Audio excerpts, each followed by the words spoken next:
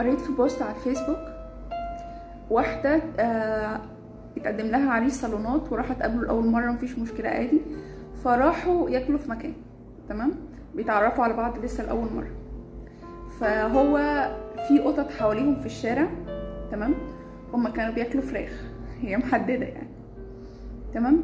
فالقطة عمالة تنونو جنبيهم وتمشي عايزة تاكل عادي، قطط الشوارع بتعمل كده.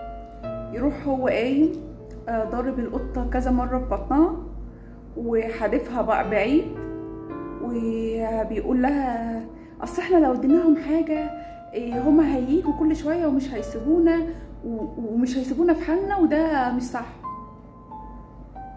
البنت سكتت كده، يعني مش رياكشن اصلا، ما ينفعش اصلا انت تعمل كده، انت في ايه يعني مفيش اي رحمه، مفيش اي انسانيه، مفيش اي يعني مشاعر. ده حيوان في الشارع خلاص، ما تدلوش.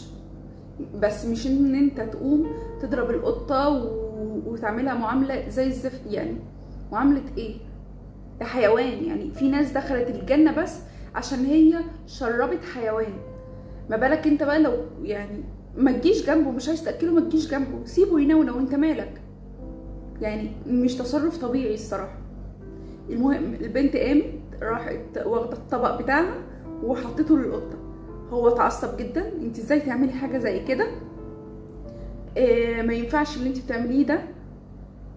راحت قالت له بعد اذنك انا لازم امشي، وراحت ماشيه، تمام. رفضت طبعا العريس بعد كل الكلام ده.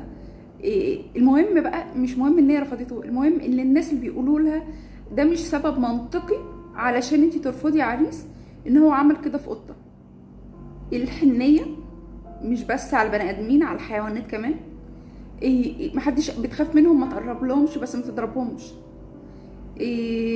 شخص يعني ده مش شخص سوي ان هو يقوم يضرب قطه عشان هي بس بتنونة وعايزه تاكل. ما القطط بتنونة طول عمرها في الشارع، والكلاب يعني ما تأذيهاش، حرام. الرفق بالحيوان ده لو مش عايز تديله ما تدلوش، بس ما تقومش تضربه او تسمه او تعمل له حاجه، حرام. ربنا بيعاقب على كل القرف ده. الناس بقى فاكره عشان هي رفضت العريس فان هي كده تافهه والاسباب تافهه. لا، ده مش سبب تافه خالص والله العظيم، وعندك حق مليون في المية ان انت تعملي حاجه زي كده. الرحيم مش بس بيبقى رحيم على الحيوانات، بيبقى رحيم على البني ادمين. لو هو في قلبه ذره رحمه او انسانيه مش هيعمل كده مع الحيوان. وكويس جدا ان انت ما وافقتيش على حاجه زي كده من اولها، والحمد لله ان ربنا بينه من اولها كده قدامك. وبجد كويس ان انت رفضتيه، والله العظيم دي حاجه كويسه جدا. اي حد يقول لك حاجه غير كده ده يبقى غبي، معلش. ما احنا ما بنتجوزش مره واحده، وهو ده احنا بنعيش عمر مع البني ادم ده.